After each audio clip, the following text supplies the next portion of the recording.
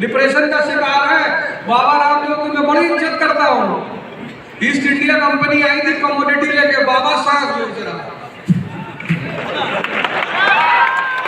इतना बड़ा कल्चर है ये, इतने ज्यादा लोग, मैं तो वीडियो देखता हूँ डायबिटीज रिवर्सल, सब आजकल डायबिटीज रिवर्स कर रहा है। इतनी ज्यादा पोटेंशियलिटी है। तो सिर्फ मेरा स्टूडेंट है, एक मिनट, मेरा स्टूडेंट है इलाहाबाद में, तो हमसे बोला आया एडमिशन लिया, गुरुजी हम IAS तो ना बन पाएंगे। मैं क्यों? कहा 7 साल जेल में थे, अभी छूटे। हमने कहा तो मालिक पढ़ने का है, चले आए। यहाँ तुम्हारी क्या जगह है? उसने कहा नहीं, आपको सुनते सुनते पढ़ने की इच्छा में पढ़ रहे हैं और IAS की तैयारी करें। और उस लड़के ने पिछले 2 साल में अपने आप को इतना बड़ा योगा गुरु बना लिया है कि हमारी जो संस्था है और संस्था से अलग उन सारे बच्चों को वो सुबह योगा सिखाता है। और 6 लड़कों से शुरुआत हुई थी, आज कम से कम 1400-1500 लड़के उसके पास सुबह योगा करने आए। योग्यता डेवलप करो यार।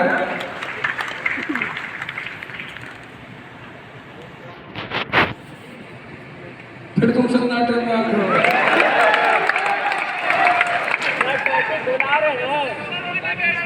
एक सवाल बार बार ये पूछा जा रहा है कि चैट जीपीटी का क्या असर होगा? चैट जीपीटी का इस्तेमाल करके क्या हम लॉन्ग फॉर्म क्वेश्चंस के जो आंसर्स हैं उनको फ्रेम कर सकते हैं, रट्टा मार सकते हैं, नए सिरे से कंपोज हो जाएगा वगैरह? इसके बारे में तो कुछ नहीं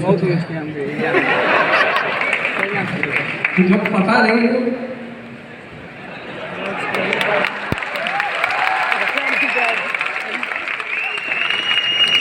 बीच में बहुत उठाई और ट्विटर पे ये वो खूब चला कि एक आंसर जो है आया और ये यूपीएससी का आया। लेकिन मैं आपको एक साक्षात बिल्कुल लाइव एग्जांपल दिखा रहा हूँ। मैं प्लस क्लास में डिजास्टर मैनेजमेंट पढ़ा रहा था, आपदा प्रबंधन। अब आपदा प्रबंधन में भारत में हर आपदा के लिए एक नेशनल प्लान बना हुआ है और एक मैं आंसर राइटिंग कर रहा था। एक छात्रा ने क्या किया, वही क्वेश्चन चैट जीपीटी में डाला और क्वेश्चन ये था कि जब भूकंप आ जाए तो क्या होगा। अब मैं बातें कर रहा हूँ बड़ी बड़ी कि भाई नेशनल प्लान में ये दिया है, हमें प्रिकॉशन लेना है, प्रिपेयरनेस करनी है, मिटिगेशन करना है, सारी चीजें हमारे NDRF है, सारी चीजें। चैट जीपीटी का आंसर क्या है कि आप तुरंत कार में बैठे और इंश्योरेंस कंपनी को कॉल करें। अब इस भरोसे के साथ आप चैट जीपीटी यूज कर लो, अब वो घर यूपीएससी आपका घर पहुंचा देगा इंश्योरेंस कंपनी। हाँ, लेकिन इसका एक पॉजिटिव साइड है कि चैट जीपीटी को आप एक टूल की तरह यूज करो अपने स्किल्स को बढ़ाने के लिए। वो एक टूल है। लोग कह रहे थे लोगों की जॉब चली जाएगी, अरे नहीं, आप अपने जॉब के ऊपर उठ सकते हो उस टूल की मदद से। बहुत सारे बॉट्स बन गए हैं उसकी मदद से। तो टेक्नोलॉजी का बेहतर इस्तेमाल किया जा सकता है। ऐसे तो मोबाइल फोन के डिसएडवांटेज नॉर्मली निकाल लेगा आदमी, पर आज 600 मिलियन वॉच टाइम लर्नर्स का मैं देखता हूँ, तो इसका भी तो एक बेनिफिट है। तो टूल है, यूज करना सीखो, उसका सही ढंग से यूज करो और हमेशा ध्यान रखो इंश्योरेंस कंपनी में।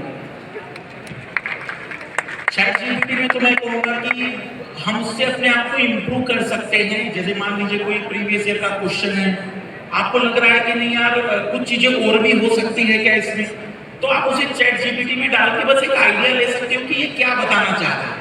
बट हम अगर सोच रहे कि केवल चैट जीपीटी से जिंदगी बदल जाएगी, तो ये यूपीएससी है, अनप्रिपरेशन इसका पहले भी था और हमेशा ही रहेगा। शायद आपको ये बात पता होगी कि चैट जीपीटी को भी यूपीएससी एग्जाम दिलाया गया था और उसके प्रीलिम्स में चैट जीपीटी फेल हो चुका है। तो आप इस बात को समझ सकते हैं कि यूपीएससी का exam is already much above than GPT, chat GPT. अच्छा, एक चीज और इसमें ऐड करेंगे, वो एल्गोरिथम्स है। It is some neural network that works on algorithms. ये एल्गोरिथम लिख कौन रहा है? हम और आप। तो जब हम और आप किसी मशीन को बना रहे हैं, वो लाख चाहे कितना भी इमिटेट करने की, वो आप और हम नहीं बन सकते। तो हमेशा कोशिश करनी है उसको अच्छे के लिए यूज कर सकते हैं। जैसे हम अपनी प्रेजेंटेशन बनानी होती है तो हम साथ उसमें लिख देते हैं कि हमें ज्योग्राफी का राज थोड़ा सर के सामने भी शेयर कर रहे हैं कि जियोमॉर्फोलॉजी का अगर हमें कुछ जरूरत होता है, I just give in some commands कि हमें जियोमॉर्फोलॉजी का इस टॉपिक का आई नीड सम प्रेजेंटेशन, वो हमें पूरा कंटेंट उठा के दे देता है। हाँ, अब बस हमारा इतना धर्म है कि हम उसको चेक कर लें, रिवाइज कर लें कि कुछ गलत ना दे रहा हो, पर वो देगा उतना ही जितना ह्यूमन फीड किया है उसने, उसके आगे वो बढ़ नहीं पाएगा। आखिरी 2 सवाल। एक सवाल एनसीईआरटी को लेकर बहुत पूछा जा रहा है। एनसीईआरटी की किताब पढ़ना कितना जरूरी है, क्या इसका कोई रिप्लेसमेंट है, क्या कोई और विकल्प है? नहीं, एनसीईआरटी आपको सिर्फ एक बेस, जैसे एनसीईआरटी क्यों कहा जाता है, इस देश में 95% लोग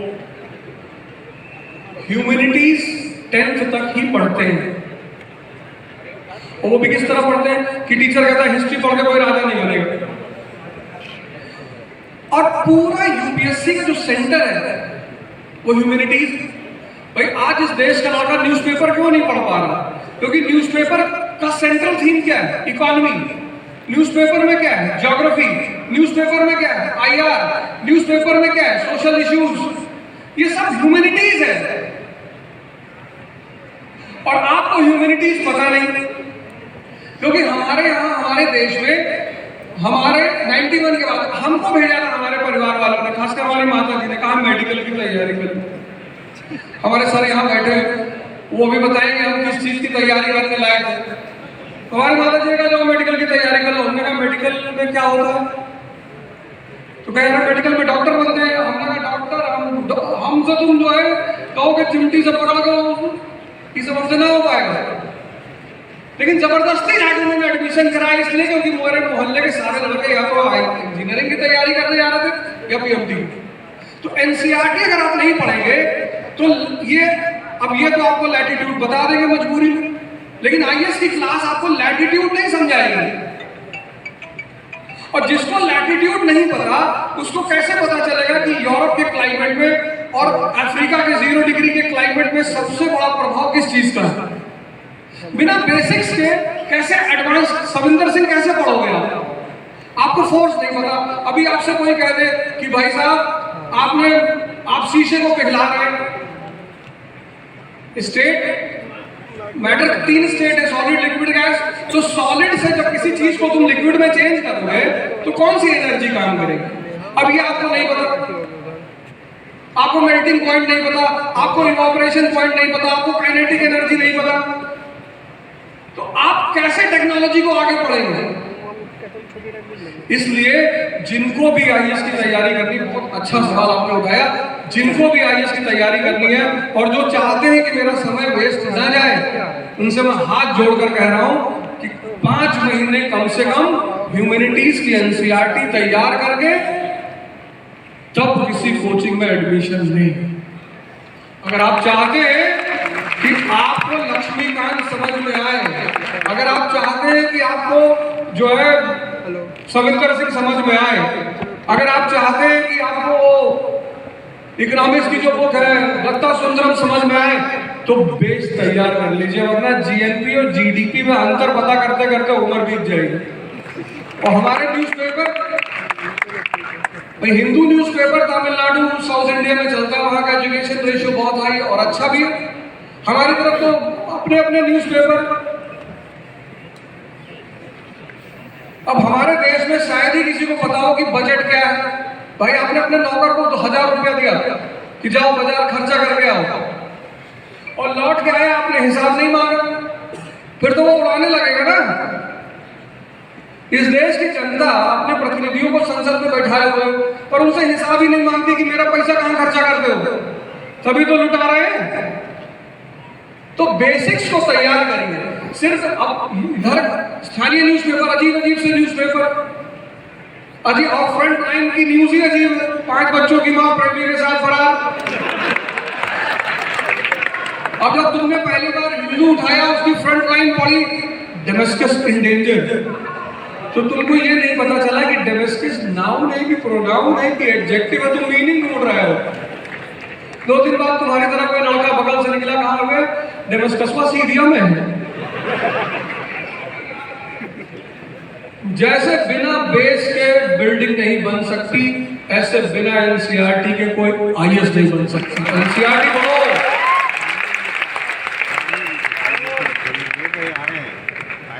सबसे जरूरी सवाल, क्या सिविल सर्विसेज की तैयारी के लिए कोचिंग करना जरूरी है? अगर हमारे पास संसाधन नहीं है तो हम कहाँ से मैनेज करें? जो सिद्धार्थ की क्षमता रखते हैं, उनके पास YouTube पड़ा हुआ है, ऐसे हमारे जैसे हजारों टीचर उस पर पढ़ा रहे हैं, वहां से दिशा ले लें। जो सिद्धार्थ की क्षमता रखते हैं, सिद्धार्थ की क्षमता है तपस्या कर देगी, जज्बा है। जो डॉक्टर अंबेडकर की क्षमता रखते हैं कि हम भूखे रहेंगे लेकिन पढ़ेंगे, उनको कोचिंग की जरूरत नहीं है। लेकिन जिनको एनवायरनमेंट चाहिए, एक साहब से हमने पूछा दिल्ली का आया, कहे भैया वहां एनवायरनमेंट नहीं है। हमने कहा यहाँ कौन सा एनवायरनमेंट है, इस पे लिख के दिखाओ एनवायरनमेंट की। अगर आप डॉक्टर अंबेडकर हैं, अगर आप भगवान बुद्ध की क्षमता रखते हैं, सिद्धार्थ की मैं अकेले लड़ूंगा और दिशा दूंगा लोगों से, उनको कोचिंग जाने की कोई जरूरत नहीं। लेकिन अगर आपको लगता है कि यार लाइब्रेरी क्यों बनी, मंदिर क्यों बना, मस्जिद क्यों बना, क्योंकि सबके मन नहीं है पूजा करने का, लेकिन जब 50 आदमी वहां बैठेंगे तो आपका भी मन बन जाएगा।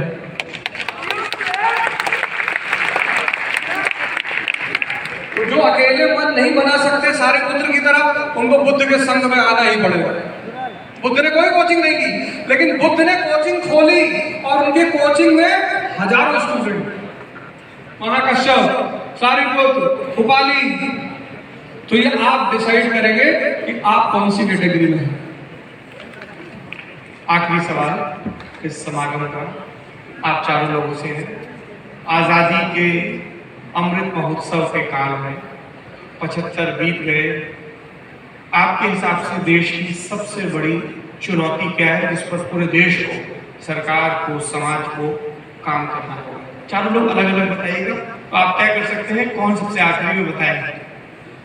किसी भी व्यक्ति, समाज, राष्ट्र के निर्माण में जो आधारभूत आवश्यकता है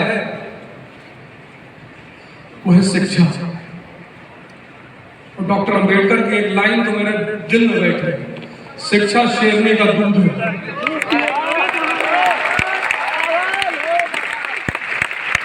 जो पिएगा वो कहागा। और शिक्षा इस देश में मैकालियन सिस्टम वाली खत्म होनी चाहिए। परसेंटेज और नौकरी, इस देश की शिक्षा का तो वही याद आ रहा है। परसेंटेज तुम्हारा कितना था 12th में? मेरा 12% है। 112 बिहार है सर। तुम बड़े हो गए, क्या बनोगे? मैं तो IIT में जाऊंगा। आप जाइए, IIT कोई बड़ी बात नहीं है, कोई बुरी बात नहीं है, लेकिन सिर्फ नौकरी को अपने जीवन का उद्देश्य क्यों बना रहे हैं? संसद में बैठने का भी उद्देश्य बनाइए। आप नहीं जा रहे तभी तो बाकी लोग बैठे हैं। हम सोच रहे 24 में चले गए, फिर आप लोग भी आइए। ऐसे ही करें, बात नहीं, ऐसे ही करें।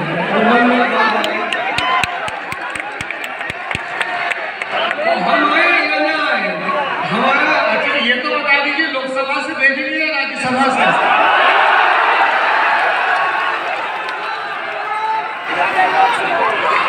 I hate politics.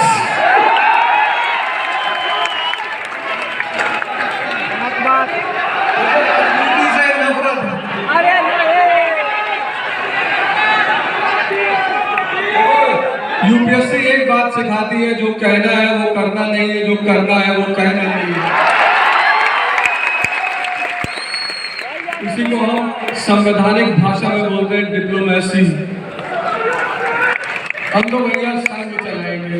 संघ मतलब वो क्या कहते हैं, बुद्ध वाले संघ की बात कर रहा हूँ। बिहार चलाएंगे, Bihar coaching institute, university, college. आप सब लोगों का बहुत बहुत धन्यवाद, और आशा करते हैं बहुत जल्दी हम दोनों भाई आपसे यहाँ पर मिलेंगे। और इतना प्यार कि मतलब अगर मैं वहाँ 1 मिनट और खड़ा हो जाता तो मैं रोने लगता। और मैं जो है अपने गुरुजी हैं उनको बुलाना चाहता हूँ, सीबी सर। मैं चाहता हूँ सीबी सर मंच पे आए और सीबी सर अपने मित्र को बुलाए, उनको भी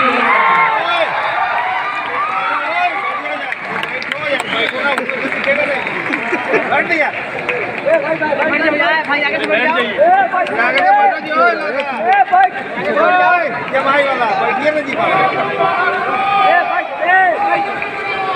बैठे नहीं दिखाई देता है, खड़ा होकर देखना जरूरी है।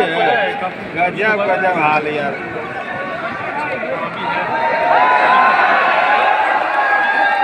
गिर जाएगा,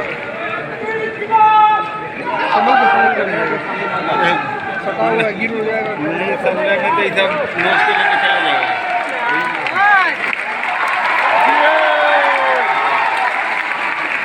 भैया लोग पानी पानी बैठ जा। हेलो पूरा स्कूल कांपता था इधर से। एक लड़के को मारे, मैं सीधे खड़ा हो गया। कारण ऐसे बताया तो बात डालेंगे गुरुजी। आइए प्लीज आइए। बहुत सर आइए। अरे बैठो मेरे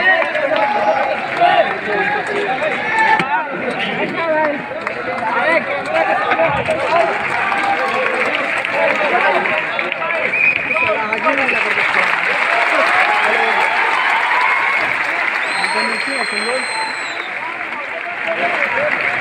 आप लोग किधर है? यही समझ में नहीं आया। हम लोग नीचे हैं जहाँ कैमरा है वहाँ पे बैठो। कैमरा है ना,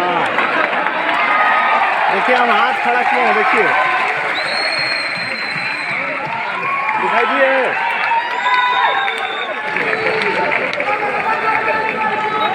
भारत माता की जय। मेरे पास आइए ना तो। जी बहुत बहुत नमस्कार आप सबको। मुझे बीच में है, बीच में है। देखकर मेरा बच्चा बहुत छोटे का जब मैं पढ़ाता था, आज मुकाम में है। हमें इस बात की खुशी नहीं, गर्व होता है कि अवध ने अपना मुकाम ऐसा बना लिया। किसी को कोई उम्मीद तो थी नहीं।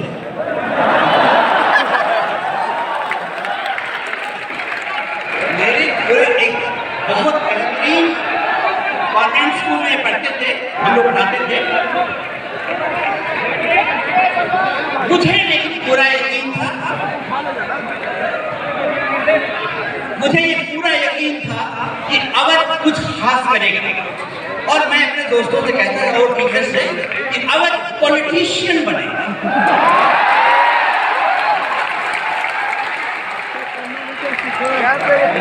एक बात जो बहुत खास थी अवध में, मेरे ख्याल से 2000 बच्चे थे और उन बच्चों में सबसे ज्यादा अगर कोई बात थी अवध में, वो ये थी कि अवध जो था वही था, बिल्कुल मॉडल, बिल्कुल ओरिजिनल, कोई लाख रुपए नहीं।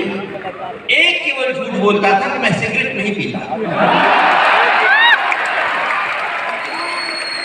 बाकी कोई झूठ अवध ने कभी नहीं बोला। पढ़ाई लिखाई में कोई खास दिलचस्पी नहीं थी, लेकिन आज उस ओरिजिनलिटी के बल पर जो एक गुण भगवान ने बख्शा, मौलिकता, ओरिजिनलिटी, उसके बल पर यह बालक आज आपके सामने मैं देख सकता हूँ। हजारों बच्चे जिसको सुनने के लिए आए हैं, उसको देख करके मेरा मन तो आज गर्व से भर गया। हाँ, अवध को छोड़ने के बाद, अवध के बैच को पढ़ाने के बाद जब मुझे अवसर मिला, तमाम जगह जाने के अवसर थे मुझे भी, लेकिन मैंने बिहार चुना। आज मेरी समझ में आया कि मैंने बिहार क्यों चुना।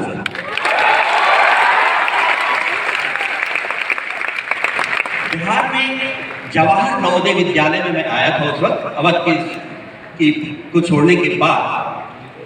और आज जो इतने सालों की जो हमारी जो तपस्या है, आज आप सबको देख करके फलीभूत होती हुई मुझे लग रही है।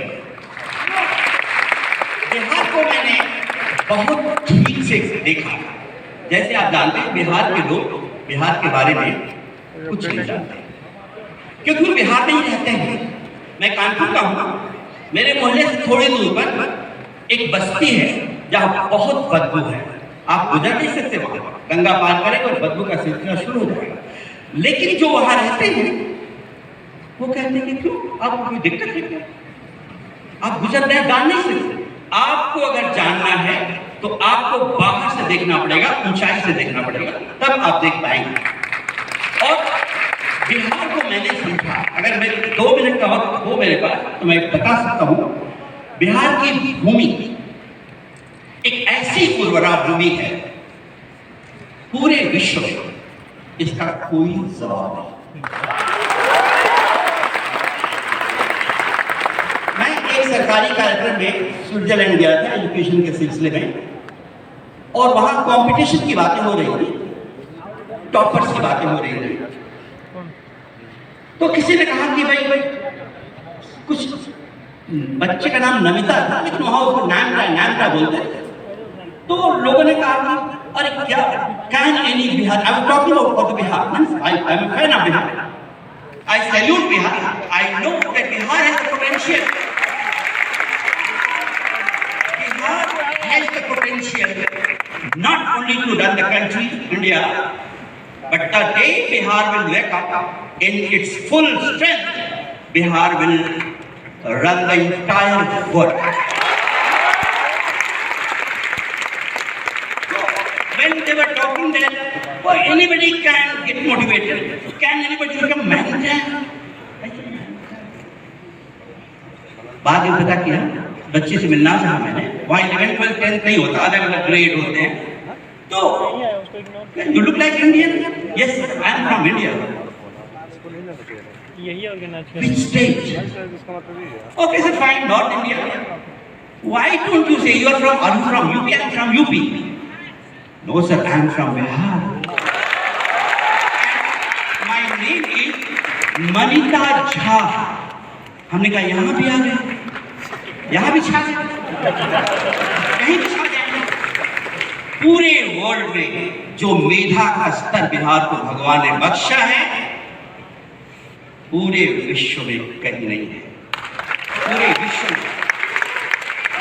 और मैं समझता हूँ जब अवध और उनकी अन अकेडमी की कदम यहाँ पड़े हैं, मैं समझता हूँ इसमें कुछ बड़ा होने वाला है। मैं चाहूंगा और मैं कह सकता हूं दावे के साथ कि मैंने बिहार को 35 इयर्स दिए हैं, 35 साल से मैं बिहार में हूं, बिहारी भाषाएं सब जानता हूं। 35 साल में मैंने समझा है कि बिहार को अगर रास्ता दिखा दिया जाए, रास्ता आज भी यहाँ बुद्ध है, आज भी यहाँ तमाम वो लोग हैं जिनके लिए दुनिया में बिहार जाना जाता है, आज भी हैं, इनमें बैठे हुए तलाश देख लीजिए, इनमें तमाम बैठे हुए, तमाम हर एक। शर्त क्या है, दिक्कत कहां है, दिक्कत ये है वो अपने को पहचान दे दे, काच के साथ रहा भगवान, वो दिक्कत है। कई बार बहुत मेधावी बच्चे, बहुत मेधावी सुपर, और उनके जीवन का लक्ष्य होता है एक कोई किराने की नौकरी मिल जाए तो जिंदगी कट जाए। बात करके लगता है तुम किरानी बनने के लिए नहीं करते हो, तुम्हें तो विश्व करने की ताकत मिली है, पता ही नहीं। कई बार ऐसे लोग हैं जो किरानी बनने के लिए ही हैं, ऐसे कम लोग हैं, लेकिन वो सुबह आईएएस बनते हैं, जीवन भर आईएएस बनते रहते हैं, 40 ईयर्स के बाद फिर लाइफ खराब। पहचानिए अपने आप को, आप कहाँ हैं। इन लोगों से अपना टेस्ट करा लीजिए, क्या होगा। हर कोई आईएएस बन सकता है? नहीं, सबके अलग अलग काम है, हर कोई उपादेय है जीवन के लिए, हर कोई ईश्वर का एक इंस्ट्रूमेंट है, हर कोई धरती पर कुछ बड़ा से बड़ा काम करने आया है, हर, क्योंकि जब ईश्वर बच्चे को जन्म देता है तो ये सोचकर जन्म देता है कि ये बच्चा, इसके पहले वाले बच्चों ने अच्छा नहीं किया, लेकिन ये बच्चा तो पूरी दुनिया को बदल देगा। ईश्वर के लिए हर बच्चा महात्मा गांधी होता है, ईश्वर के लिए हर बच्चा दयानंद सरस्वती होता है, ईश्वर के लिए हर बच्चा विवेकानंद होता है। हम पहचान नहीं पाते उनमें से कौन क्या है। ये लोग आपकी मदद करेंगे, इनके साथ आइए और आप जरूर कामयाब होंगे। हमने बिहार में तमाम बच्चे हमारे भी सिविल सर्वेंट हैं, ये तुमने बिहार में पढ़ाया है, आज वो हैं, मुझे गर्व होता है उनके ऊपर। मुझे इस बात की खुशी होगी कि अगर इन लोगों के आने के बाद ऐसे लोग यहाँ मैं देख सकता हूँ, जो मैं अभी तक टीवी पे देखता था, ऐसे लोग अगर यहाँ आ गए और अगर जुटकर काम कर दिया और अगर आपने अपनी जो छुपी हुई ताकत है वो लगा दिया, तो मैं समझता हूं बिहार में वो क्षमता है कि जब सिविल सर्विसेज का रिजल्ट निकले तो 51% बच्चे बिहार के हों और 49 में पूरा किया। ये हो सकता है कि नहीं? मेरा आशीर्वाद है, being the senior most present in this whole arena, with my blessing, that let good work prevail, let children come up and let the wind be all around the world of Bihar.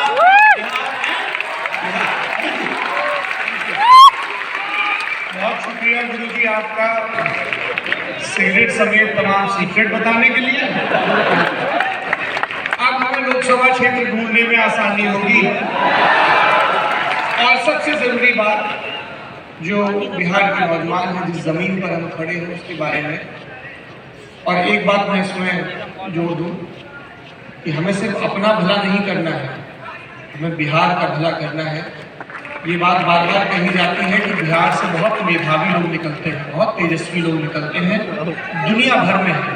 पर ये भी एक सत्य है कि बिहार को अभी बहुत कदम आगे बढ़ना है शिक्षा के क्षेत्र में, स्वास्थ्य के क्षेत्र में। इसी के साथ हम ये बातचीत समाप्त करेंगे।